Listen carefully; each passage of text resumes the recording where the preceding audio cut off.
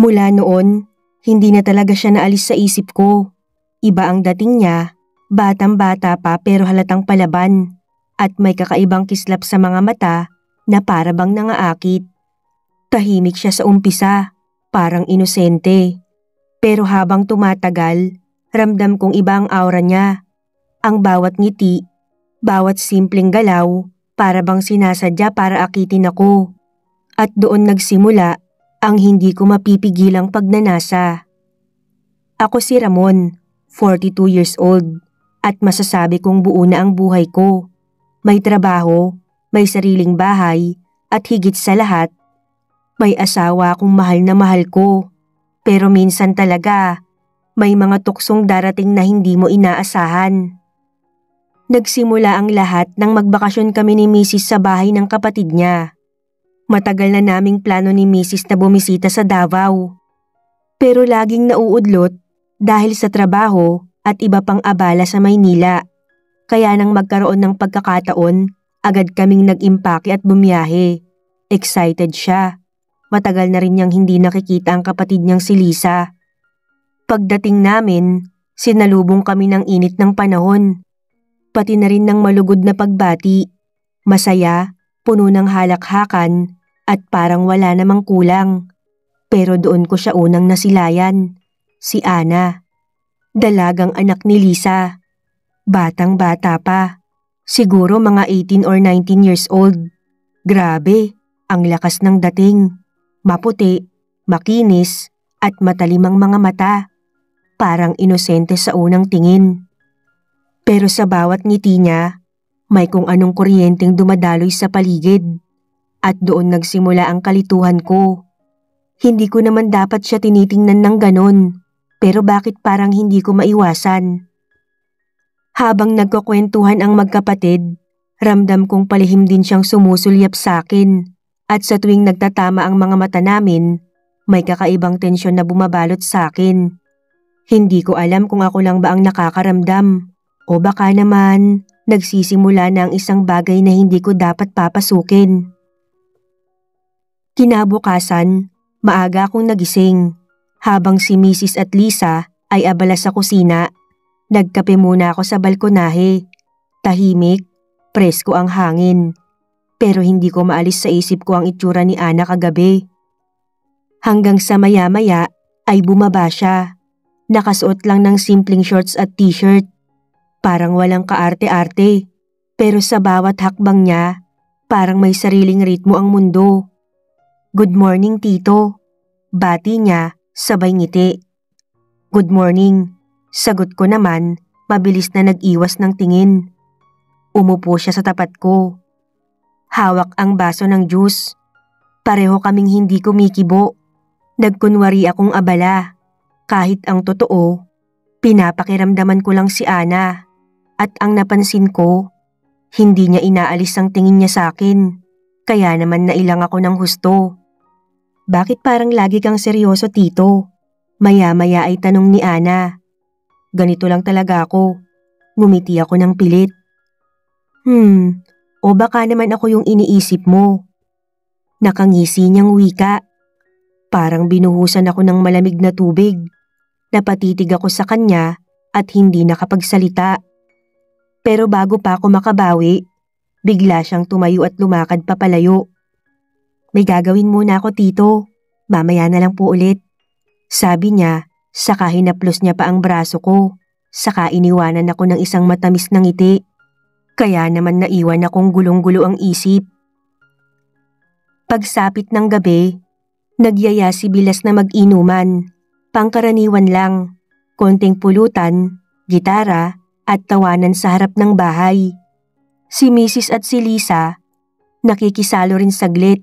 Pero agad ding nagpaalam para mag-ayos sa kusina. Naiwan kami ng mga lalaki hanggang sa unti-unting lumalim ang gabi. Nagulat ako nang bumaba si Ana, may dalang yelo at baso. Para di kayo maubusan, biro niya, sabay upo malapit sa akin. Akala ko'y makikisalo lang saglit, pero hindi siya umalis. Nandoon siya, nakikisabay sa tawanan. At paminsan-minsan, sumisilip sa akin. Sa tuwing nagtatama ang mga mata namin, para akong nalulunod sa tingin niya.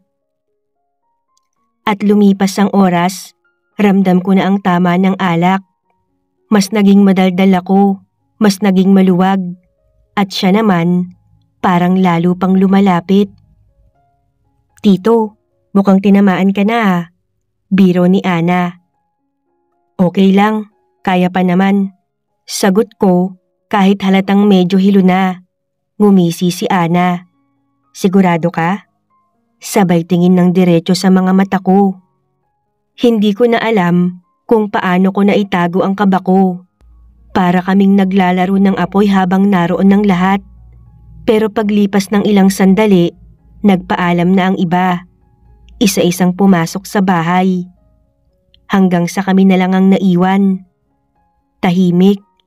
Ako nakaupo pa rin at nakayuko. Hawak ang baso. Habang siya naman, lalo pang lumalapit. "Ang tahimik mo, Tito." Bulong niya sa akin. Medyo hilo lang, palusot ko naman. Ngumiti si Ana. At bago ko namalayan, sobrang lapit na ng mukha niya. Amoy ko ang hininga niyang may halong alak at juice. At doon nangyari. Ewan ko, basta bigla na lang nangyari.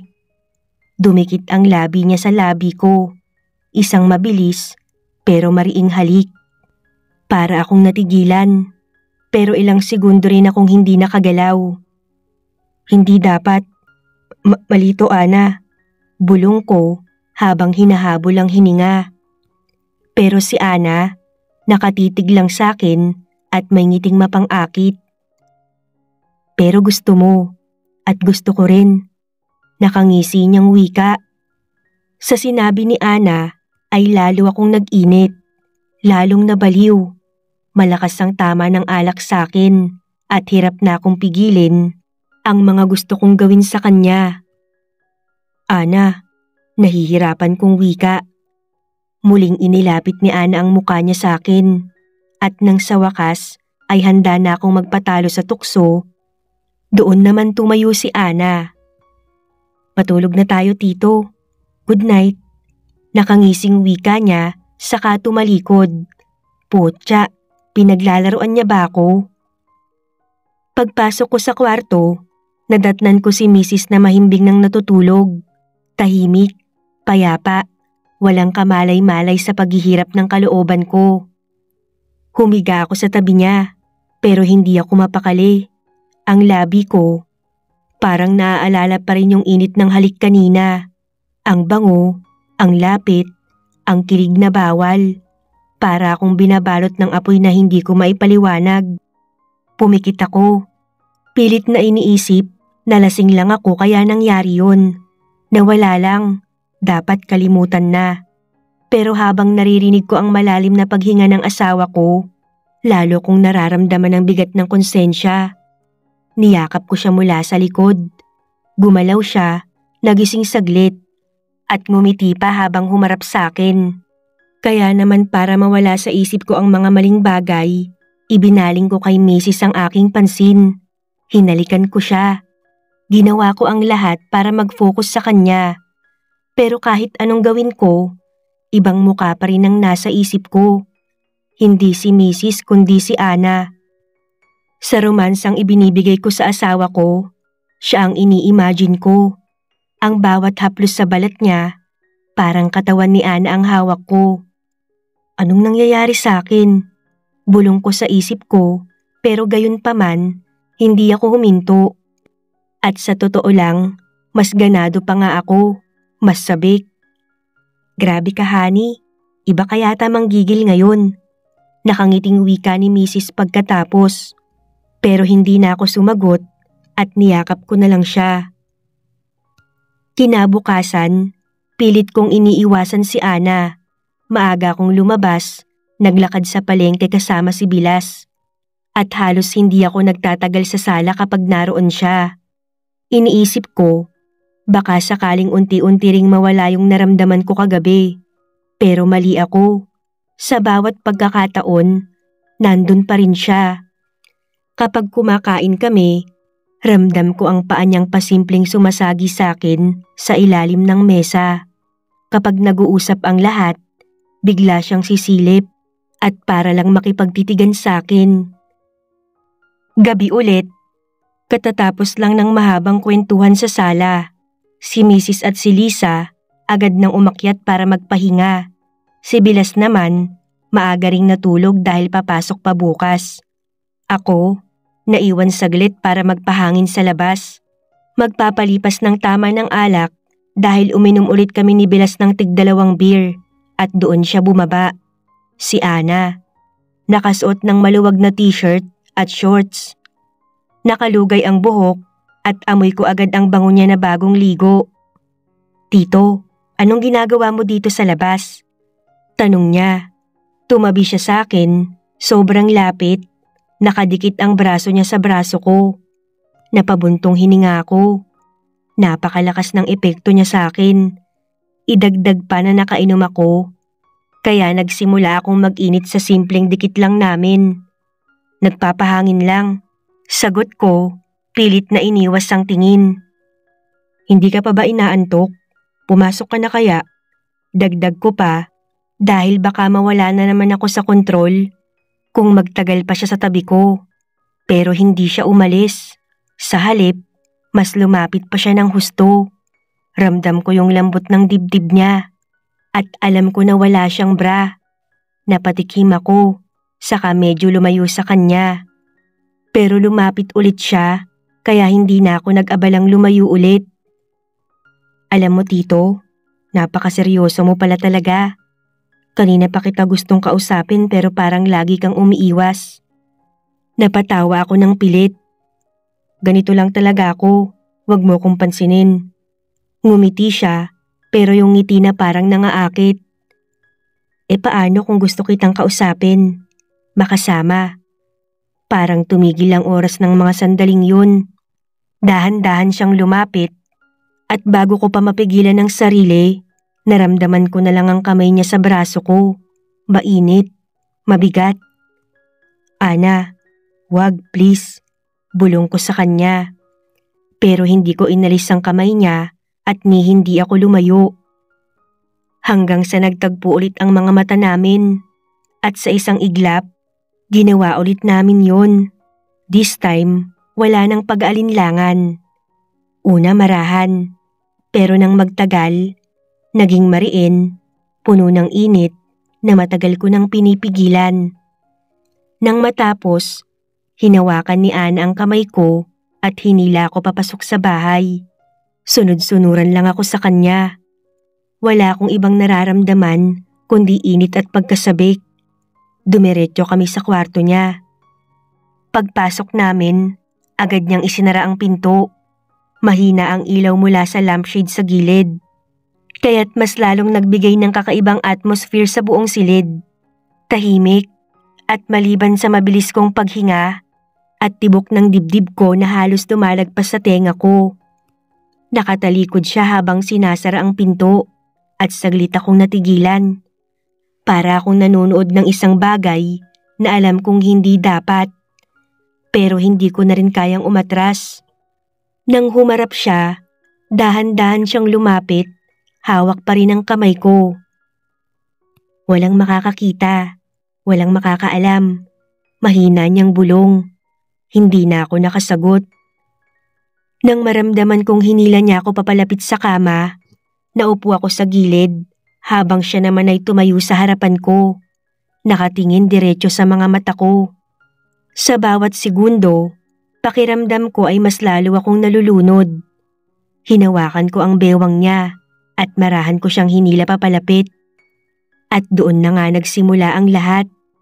Ramdam ko ang lambot ng katawan niya. Bawat galaw, bawat pagpipigil ng mga ingay, lalo yung nagpapalakas ng tukso. Hanggang sa tuluyan ko nang nakalimutan ng lahat. Pagkatapos ng gabing yon, akala ko'y doon na matatapos. Akala ko kaya kong kalimutan at ituring na pagkakamali lang. Pero kinabukasan, nang makita ko si Ana, isang sulyap lang mula sa kanya ay parang binabalikan ako ng lahat. At doon nagsimula ang palihim naming mundo. Sa umaga kapag lumalabas ang lahat at kami lang ang naiiwan sa sala, mabilis siyang lalapit at hahawakan ng kamay ko. Sandali lang, pero sapat para umapoy ulit ang katawan ko. Sa kusina, habang abala ang iba, bigla niyang ididikit ang katawan niya sa akin na parang walang nakakapansin. At sa gabi naman, laging may pagkakataon. Minsan magpapalusot siya na maghuhugas ng pinggan. Sabay bulong sa akin, "Tito, mamaya." Ako naman, kahit pilit na nag-aalinlangan, palagi pa ring sumusunod. At nangyari na nga, hindi lang minsan, hindi lang isang gabi. Sa bawat tagpo naming dalawa, sa sala, sa kusina, minsan pa nga sa likod ng bahay, paulit-ulit naming tinatawid ang bawal. Wala nang pilitan, wala nang pagtutol, parang sabik kami pareho sa init na hindi namin mahinto. Pero kasabay nun, mas lalo ring bumibigat ang konsensya ko. Sa bawat haplos kay Ana, alam kong kasalanan ito sa asawa kong natutulog lang sa kabilang kwarto. Sa bawat sandali na ninanakaw namin, alam kong unti-unti na akong nilalamon ng tukso. At sa tuwing natatapos ang bawat gabi, lagi kong tinatanong ang sarili ko, hanggang kailan ko kayang itago to? Lumipas ang mga araw, pero mas lalo lang akong nabibigatan. Minsan, nakikita ko si Mrs. at si Lisa, masayang nagkukwentuhan. Nagbibiruan sila na para bang walang problema, habang ako naman ay nakaupo lang, tahimik, parang may itinatagong lihim na ayaw mabunyag. At doon ko naisip kung sakaling malaman nila ano ang mangyayari. Isang gabi, nadatnan ko si Ana sa kusina, nakatalikod habang umiinom ng tubig. Pagharap niya, pilya siyang ngumiti, saka lumapit sa akin. "Tito, mamaya ulit." Parang biglang nawala lahat ng takot ko at muli na namang nanaig yung tukso. Pero nang matapos, nang bumalik ako sa kwarto at nadatnan si Mrs. na mahimbing ang tulog, biglang bumagsak ang bigat sa dibdib ko. Tinignan ko siya, ang babaeng naging kasama ko sa lahat ng hirap at ginhawa. Siya na walang ibang iniisip kundi ang pamilya namin, ang kaligayahan namin. At ako na unti-unting nadadala ng sarili kong kahinaan. Parang may dalawang ramon sa loob ko. Isa yung tapat at responsableng asawa, at yung isa, yung nilalamon ng bawal na pagnanasa. Huling gabi namin sa Davao. Bukas ng umaga, aalis na kami pabalik ng Maynila. Habang nag-aayos ng mga gamit si Mrs., ramdam ko ang bigat sa dibdib ko. Sa isang banda, masaya ako dahil matatapos na rin ang delikadong sitwasyong pinasok ko. Pero sa kabilang banda, may kirot dahil alam kong iiwan ko si Ana at lahat ng nangyari ay mananatiling lihim na alaala. Pagkababa ko para uminom ng tubig, nadatnan ko siya sa sala, nakaupo, tahimik, nakatingin sa kawalan. Nang mapansin niya ako, nagngitian kami, ngiting may ibig sabihin na agad naming naiintindihan. Lumapit si Ana. "Bukas na kayo aalis, Tito," sabi niya, mahina ang boses. "Oo," sagot ko, hindi makatingin ng diretso. "Hindi na ba tayo magkikita ulit?" tanong niya sa akin. Hindi ako agad nakasagot. Pero bago pa man mapigilan ng sarili ko, bumigay na naman ako. Hindi na ito tulad ng una. Ngayon, matindi, sabik, parang huling pagkakataon na. Nang matapos, niyakap niya ako ng mahigpit. "Tito, salamat." Bulong niya, pero hindi ako nakasagot. Pagbalik ko sa kwarto, gising pa rin si Mrs. Niyakap niya ako agad, walang kamalay-malay. Pagbalik namin ni Mrs. sa Maynila, unti-unting bumalik sa normal ang lahat. Trabaho, bahay, araw-araw na responsibilidad. Pero kahit anong pilit kong isantabi, hindi ko magawang burahin ang mga alaala kay Ana. Sa bawat gabing magkasama kami ng asawa ko, minsan hindi ko maiwasang maalala ang init ng mga gabi namin ni Ana. Lumipas ang 8 taon, tahimik ang buhay kasama si Mrs. Parang walang nangyari. Hanggang isang araw, nagyaya ulit si Lisa na bumalik kami sa Davao para sa isang espesyal na okasyon. Pagdating namin, doon ko ulit nasilayan si Ana. Pero ibang Ana na ang kaharap ko ngayon. Mas matured, mas elegante, at higit sa lahat, mas masaya ang mga mata. Ngumiti siya nang makita ako. "Hello tito." Bati niya, magaan ng boses. Ngumiti rin ako, pero may halong kaba. "Kumusta ka na, Ana?" Okay na okay tito. Ikakasal na ako." Sagot niya, sabay pakita ng singsing sa kamay. Para akong tinusok sa dibdib. Hindi dahil sa selos, kundi dahil sa bigat ng alaala. Sa isang iglap, lahat ng nangyari noon ay bumalik. Ang init, ang tukso, ang lihim, pero ngayon malinaw na. Tapos na yun. Habang nakaupo kami sa handaan, nakikita ko siyang masayang kasama ang fiancé niya. At doon ko na-realize, lahat ng nangyari sa amin, parte na lang ng nakaraan. Alaala na lang na ako lang ang may dalang bigat. At nang gabing yun, bago kami umalis, sandali kaming nagtagpo ng tingin. Walang salita, walang biro. Isang tingin lang na parang nagsasabing, tapos na, pero hindi makakalimutan. Pag-uwi namin, mahigpit kong hinawakan ang kamay ni Mrs. At sa loob-loob ko, nananalangin akong sana, kahit papano, matuto na akong hindi na muling bumigay sa tukso. Pero ang totoo, dala ko habang buhay ang alaala ni Ana.